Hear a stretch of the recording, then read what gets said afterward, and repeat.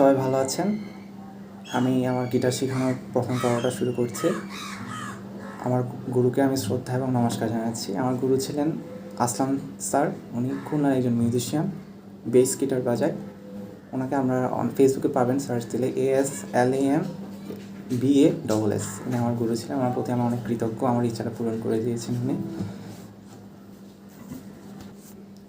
আমি আপনাদেরকে প্রথমত আমার গিটারের ডায়েরিটা শেয়ার করে দেবো, যেখানের মধ্যে চার ধরনের basic chord, major, minor, sharp major, sharp মাইনরের 24টা কর্ড আছে এবং কিছু রিলেশন দেওয়া আছে।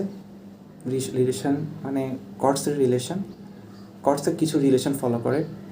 এছাড়াও স্ট্রামিং প্যাটার্ন আছে, কিছু রিদম এবং লিড গিটারের কিছু বেসিক্স আছে, সারেগামাপার বেসিক্স, উদারা, মুদারা, তারা। এগুলো ফলো করে মূলত লিড গিটারটা প্লে হয়, সেগুলোর বেসিক্সও আছে। আমার ডায়েরিটা শেয়ার করলে আপনারা এখান থেকে গিটারের গ্রামার্সগুলো পেয়ে যাবেন, যেগুলো আমি কালেকশন করেছি স্যারের কাছ থেকে। আর কর্সগুলো একদম একুরেট পাবেন। এগুলো ধরলে আমাদের কোনো সমস্যা হবে না পরবর্তীতে নতুন কোনো কিছু শিখতে হবে না। এগুলো শিখলে হচ্ছে। এখন টোটাল 24টা কর্ড আছে। আমার মনে হয় অনেক কঠিন, কিন্তু একদম কঠিন না। যেমন এটা ধরি, এটা হচ্ছে ই কর্ড, এটা যদি এভাবে নিই এফ কর্ড, এভাবে নিলে জি কর্ড। তো খুবই সহজ। এভাবেই সহজ টেকনিক করে 24টা কর্ড শিখে ফেলতে পারে। যেমন আরেকটা দেখা যায় A minor, B minor, C minor. এখানে 6টা কর্ড শিখে ফেললাম।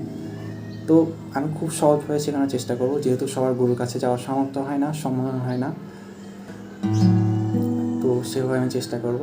তো প্রথমত আমি আমার ডায়েরিটা শেয়ার করব, এরপর আমি আমার ডায়েরিটা বুঝিয়ে দিব।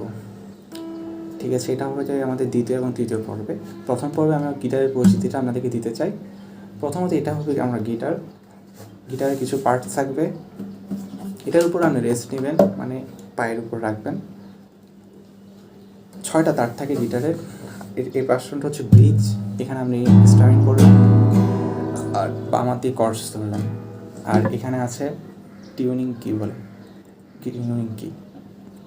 এখন প্রথমত আমি তারের নামগুলো বলবি আমাদেরকে উপর থেকে। একদম উপরে তারটা হচ্ছে ই, এখন নিচে যেতে যেতে ই, এ, ডি, জি, বি, ই। ঠিক আছে, 2টা ই। একটা তার হচ্ছে মোটা ই আর একটা চিকন তারের ই। ঠিক আছে, আর তারের কাউন্ট হয় নিচের থেকে। 1 নাম্বার তার, নিচেরটা 1 নাম্বার তার, উপরেরটা 2 নাম্বার তার, এভাবে 3, 4, 5, 6। তার মানে উপরেরটা 6 নাম্বার তার। ঠিক আছে, 6 নাম্বার তার। এখন প্রথম অবস্থায় তো আপনারা গিটারের তারের নামটা জেনে নিয়েছেন, এটা হচ্ছে ব্রিজ পার্ট জেনে নিয়েছেন, আর টিউনিংকে জেনে নিয়েছেন। এখন আপনার জানতে হবে যে ফ্রেট কী বোঝায়। ফ্রেট হচ্ছে, এই দেখেন এখানে একটা ব্যারিকেড আছে, এটা হচ্ছে ফার্স্ট ফ্রেট, মানে এই বক্সটা ফার্স্ট ফ্রেট, এই বক্সটা সেকেন্ড ফ্রেট, এই বক্সটা থার্ড ফ্রেট একটা ফোঁটা আছে, এটা ফোর্থ ফ্রেট, ফিফথ ফ্রেটে একটা ফোঁটা থাকবে, সেভেন্থ ফ্রেটে একটা ফোঁটা আছে, আর 12th ফ্রেটে একটা ফোঁটা আছে। ফোঁটাগুলো এদিক দিয়েও থাকবে, উপর থেকেও থাকবে। যখন আপনি দাঁড়িয়ে বাজাবেন তখন আপনাকে উপরে ফোঁটাগুলো দেখে ফলো করেই বাজাতে হবে। আর বসার সঠিক পজিশন হচ্ছে এমনভাবে বসবেন শুধু উপরের তারটা দেখা যাবে। ঠিক আছে, কিন্তু প্রথম অবস্থায় আপনি ওভাবে পারবেন না, কারণ আপনাকে তখন দেখে দেখে বাজাতে হবে। ঠিক আছে, এরপর আপনাকে গিটারের টিউনিং সম্পর্কে জানতে হবে। আমাদের তারগুলো টিউন করতে হয়, এগুলো বাজাতে বাজাতে টিউনটা ডাউন হয়ে যায়। ঠিক আছে, তো টিউন করতে হলে আমরা গুগল প্লে স্টোর থেকে গিটার টিউনার অ্যাপটা নামিয়ে নেবেন। এখন তারগুলো বাজিয়ে বাজিয়ে দেখবেন ওখানে উঠবে কত। তো সবগুলো তার যদি আপনি 0তে রাখেন সেগুলো হবে স্ট্যান্ডার্ড টিউনিং, আর -10-এ রাখলে ডি শার্প টিউনিং। এখানে আপনি দেখবেন কোন তারটা কোন সারের সাথে কানেক্টেড। যেমন এই তারটার সাথে এই টিউনিংই কানেক্টেড, আবার এই তারের সাথে কোথায় যাচ্ছে তারটা, সেকেন্ডটাতে যাচ্ছে। এখন এটা একদম উপরেরটাতে যাচ্ছে, এটা কানেকশান হচ্ছে এটার সাথে। তো এভাবে আপনি ঘুরাবেন। উপরেরটা ঘোরানোর সময় এদিকে হবে টাইট, মানে এন্টি ক্লকওয়াইজ। উপরেরটা হবে যে এন্টি ক্লকওয়াইজ, আর নিচেরটা ক্লকওয়াইজ ঘোরালে হবে আপ, টিউন আপ হবে। আর উপরের দিকে এন্টি ক্লকওয়াইজ ঘোরালে, ঘড়ি কাটার বিপরীত দিকে ঘোরালে হবে টিউন আপ, আর উল্টা ঘোরালে টিউন ডাউন। বুঝেছেন তো? এটা খুবই সহজ। এদিকে টাইট করলে হবে টিউন আপ, আর এদিকে ঘোরালে হবে টিউন ডাউন। তো 0তে রাখলে হবে স্ট্যান্ডার্ড টিউনিং, আর -10-এ রাখলে হবে ডি শার্প টিউনিং। এই দুটো টিউনিং মোটামুটি করায়। অবশ্যই গিটার টিউন করে বাজানোর চেষ্টা করবেন, অথবা গিটার টিউন করে না বাজালে হয় যে গিটারের ফ্রেটবোর্ড বেঁকে যেতে পারে, এই কারণে পরবর্তী গিটারটাই নষ্ট হয়ে যেতে পারে। তো অবশ্যই টিউন করে করে বাজাবেন সবসময়। এরপরে বলতে হয় গিটারটা কিন্তু যত্ন করতে হয় আপনার। যত্ন করার জন্য অনেক ধরনের যত্ন থাকে, এমনভাবে যত্ন করুন যাতে গিটারে কোনো দাগ না লাগে। এটা হচ্ছে গিটারের যত্ন, দাগ না লাগে, ময়লা হলে পরিষ্কার করে নেবেন। আর এমনভাবে রাখবেন যাতে গিটারটা না পড়ে, গিটারটা পড়লে আসলে ড্যামেজ হয়ে যায়, ঠিক আছে। এরপর আপনি তারের যত্ন হচ্ছে আমাদের হাতে কিন্তু ঘাম হয়ে যায় বাজাতে বাজাতে, আর যখন এখানে ঘাম হয় তারগুলো তাড়াতাড়ি ময়লাও হয়ে যাবে এবং তারগুলো তাড়াতাড়ি নষ্ট হয়ে যাবে। তা আপনি যখনই বাজাবেন, যদি সম্ভব হয় বাজানোর পরে কোনো একটা পাতলা কাপড় দিয়ে একটু মুছে দিবেন, তাহলে আপনার তারটা অনেক দীর্ঘজীবী হতে পারে, ঠিক আছে, তারটা নষ্ট হয় না সহজে। এখন বলতে হয় তার চেঞ্জ করবেন কীভাবে। তার চেঞ্জ করাটা কিন্তু খুবই ক্রুশাল একটা জিনিস। তার চেঞ্জ করার জন্য মনে করেন আমার এই তারটা ছিঁড়ে গেলো, যে কোনো একটা তার ছিঁড়ে গেলো, যে তারটা ছিঁড়ে গেলো এটা আপনি খুলবেন। এটা খোলার জন্য দুইটা ওয়ে আছে, একটা হচ্ছে প্লাস আছে, প্লাস দিয়ে খুলতে পারবেন। আর একটা ওয়ে হচ্ছে তার যেটা ছিঁড়ে গেছে ওটা খুলে তারটা যদি প্যাচ দেন, প্যাচ দিয়ে এখানে নেন, এখানে নিয়ে যদি এবার টান দেন এটা খুলে যাবে প্রেসারে। ওভাবে যদি না খুলে তাহলে প্লাস দিয়ে খুলবেন। এখন তার লাগানোর দুইটা সিস্টেম আছে। প্রথমত তার যখন কিনবেন তারটা মাথাটা এখানে দিয়ে দিবেন, এখানে দিয়ে এটা বন্ধ করে দিবেন, তাহলে তারটা এভাবে ঝুলবে। এই ঝুলার সময় তারটা এখানে ঢুকিয়ে দিবেন আপনি, এখানে দেখবেন ছিদ্র আছে, এখানে তারটা ঢুকিয়ে দিয়ে তারটা টানবেন, টেনে 1 আঙ্গুল পর্যন্ত আনবেন, 1 আঙ্গুল পর্যন্ত এনে তারপর আপনি ঘুরিয়ে দিবেন, ঠিক আছে। সেম প্রসেস এবার টিউন করবেন। এন্টি ক্লকওয়াইজ ঘোরালে উপরের ক্ষেত্রে, উপরে 3টা ক্ষেত্রে এন্টি ক্লকওয়াইজ ঘোরালে হবে টিউন আপ। এবার ঘুরাতে থাকবেন, কোনো কিছুই করতে হবে না, জাস্ট তারটা ঢুকিয়ে 1 হাত পর্যন্ত জায়গায় রেখে, 1 হাত পরিমাণ জায়গা এখানে রাখবেন, মানে গিটারটা টেনে 1 হাত পর্যন্ত নিয়ে তারপর এভাবে ঘোরাতে থাকবেন। আর এখানে তো এটা দিয়ে আপনি গিটারটা তারটা এখানে তো দিয়েছি নি আগে এখানে দিয়ে ঢুকিয়ে দিবেন, তারপর 1 আঙুল জায়গায় রেখে ঘোরাবেন। টিউনের মতো এদিকে ঘোরালে আপ হবে, এদিকে ঘোরালে ডাউন হবে। এটা হচ্ছে প্রথম ওয়েটা বলেছি। দ্বিতীয় আরেকটা ওয়ে আছে যে তখন এভাবে তো দিবেন, দিয়ে এখানে ধরে রেখে একটা প্যাচ দেওয়া যায়, প্যাচ দিয়েও করতে পারেন। প্যাচটা একটু কঠিন, প্যাচ কয়েকবার অভ্যস্ত হতে হবে। আর প্যাচ যদি না দেন এমনিতে নর্মালিও হয়ে যাবে। এখানে ধরে রেখে করতে থাকবেন, আগে এখানে তারটা ধরে রেখে গিটারের তারটা লাগাতে হবে। এখন আপনি গিটারের তারের নাম, ফ্রেটবোর্ড সম্পর্কে জেনেছেন এবং তার লাগানো জেনেছেন এবং টিউনিং সম্পর্কে জেনেছেন। এগুলো হচ্ছে প্রথম দিক থেকে জানতে হবে। এখন সেকেন্ড দিক দিয়ে আমরা জানতে হবে যে ফিঙ্গার এক্সারসাইজ। এখন আপনার হাত কিন্তু ফ্লেক্সিবল থাকবে না প্রথম অবস্থায়, আপনার হাতগুলো নাড়াতে কষ্ট হয়ে যাবে, 4টা আঙ্গুল 4টা ফ্রেটে নিতে আমরা অনেক কষ্ট হয়ে যাবে, হয়তো 3টা ফ্রেট পর্যন্ত নিতে পারবেন সর্বোচ্চ। তো এগুলোর জন্য হাত ফ্লেক্সিবল হওয়ার জন্য আপনাকে ব্যায়াম করতে হবে। একটা হচ্ছে হাতের ব্যায়াম করতে পারেন, আপনারা ইউটিউবে সার্চ দিলে অনেক হাতের ব্যায়াম পেয়ে যাবেন, ফিঙ্গারের ব্যায়াম পেয়ে যাবেন, এগুলো করবেন। যেমন এগুলো করলে হাতগুলো একটু ফ্লেক্সিবল হবে। এগুলো আমি কয়েকটা দেখিয়ে দিলাম। যেমন খুশি এবার স্প্রেড করবেন, করবেন, এগুলো করলে একটা নর্মাল হাতের এক্সারসাইজ। এরপরে আপনি গিটারটা এভাবে এখানে করবেন, এভাবে ধরবেন। এগুলো পরিপূর্ণ ভিডিও আমি দিব, আমি জাস্ট আপনাদের ট্রায়ালটা দেখাচ্ছি। এবার করলে হাতগুলো একটু স্প্রেড হবে, তারপর এখানে এগুলো ফিঙ্গার এক্সারসাইজ করতে হবে।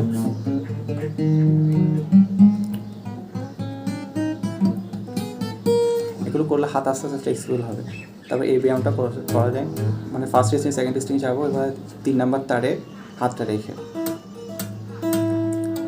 এগুলো করতে করতে মনে হয় এগুলো আপনাকে কমপক্ষে বলতে গেলে 1-2 মাস করতে হবে, আরও বেশিও করতে হতে পারে হাতগুলো ফ্লেক্সিবল হওয়ার জন্য।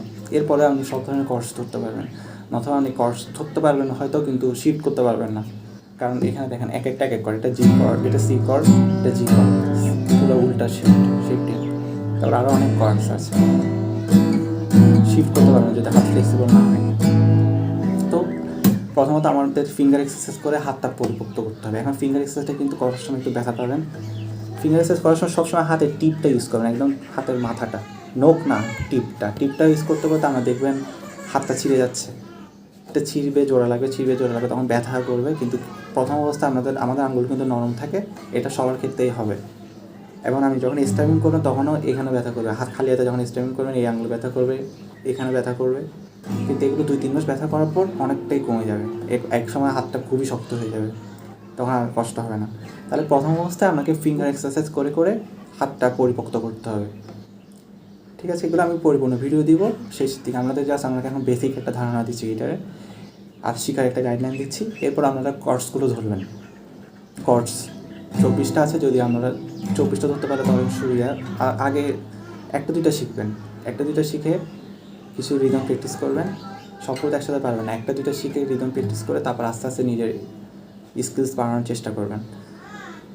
তারপর 24টা কর্ড টোটাল আছে। রিদম মনে করেন সব গান যদি বাজাতে চান 6-7টা রিদম আপনাকে অ্যাটলিস্ট শিখতে হবে, ঠিক আছে। একটা রিদম দিয়ে আরেকটা গান করে ফেলা যায়, এক এক গানের রিদম দিয়ে। আমরা সবচেয়ে পপুলারগুলো আগে শিখবেন রিদম। সবচেয়ে পপুলার রিদম যদি বলতে হয়, আমি বলবো ফার্স্ট হচ্ছে 16 বিট। 16 বিট হচ্ছে down down up up down down up down up. যেমন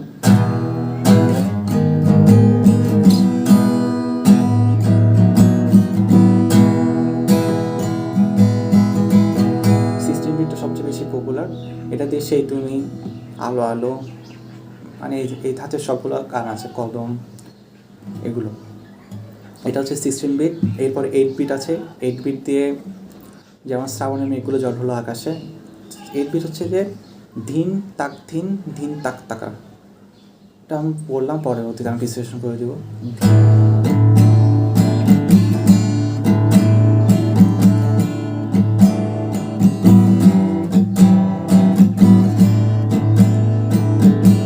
এছাড়া তুমি আমার ঘুম, তুমি আমার নত সুখ, এসব গানও 8 বিট। তারপর আমার ডেকো না, পেরানো যাবে না, এগুলো হচ্ছে 8 বিট।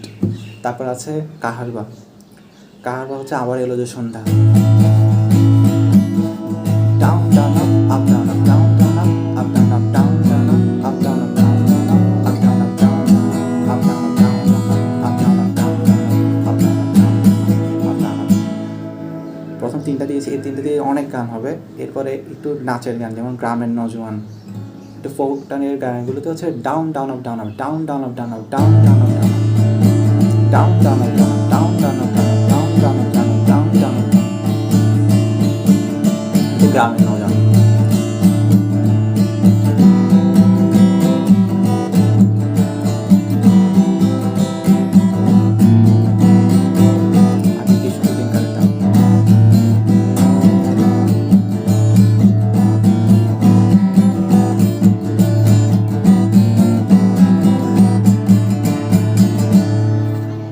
কয়টা রিদম দেখালাম? 8 বিট দেখালাম, 16 বিট দেখালাম, কাহারবা দেখালাম, আর দেখালাম ঝুমুর। এটাকে বলে ঝুমুর, ডাউন ডাউন আপ ডাউন আপটাকে। এরপর আপনাকে দাঁতরা তালটা শিখতে হবে। প্রথমত এই 5টা রিদম শেখা ট্রাই করবেন। পরবর্তীতে এই 5টা দিয়ে আপনি হাজার হাজার গান না লাখ লাখ গান গাইতে পারবেন, ঠিক আছে। এরপর দাদরাটা হচ্ছে down down down down down down down down. এটা দিয়ে পুরানো সেই দিনের কথা, খোলা চক্ষু না করে বন্ধ, যেমন